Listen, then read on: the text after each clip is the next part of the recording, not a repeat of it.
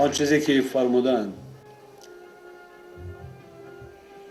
وظیفه هر یک راهبر در کدام دور و زمان اینا باشد مردمش خلقش احترام میکند، اعتراف میکند، انتخاب میکند، سرور خود انتخاب میکند. با چی مقصد؟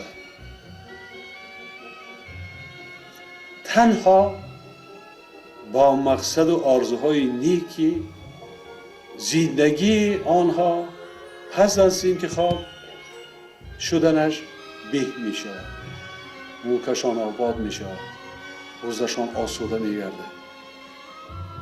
وظیفه مقدس هر یک راهبر، چه راهبری دولت است، رئیس جمهور است، چه اعضای حکومت وزیر است، چه راهبری ولایت و شهر و ناحیه است، خدمت به خلق کردن است، به خلق خدمت کردن است.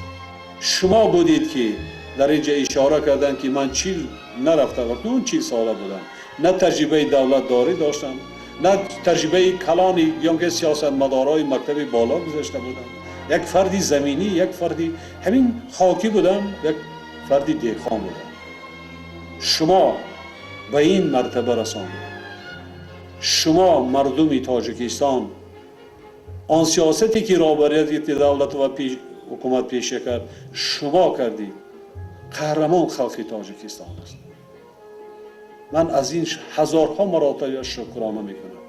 دست به گریبان میکنم، شبها حتی خواب نبرده اشک میریزانم که چی شد؟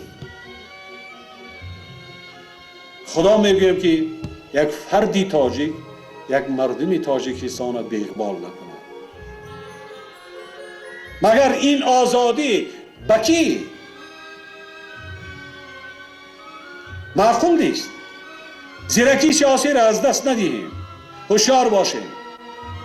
با صبر و با تحمل باشیم. دست به دست یک دیگر داده این مشکلاتی که امروز در جامعه ما است اینو برطرف میکنیم. وطنمان آباد میکنیم. بنیاد میکنیم. با هم بنیاد میکنیم. میسازیم.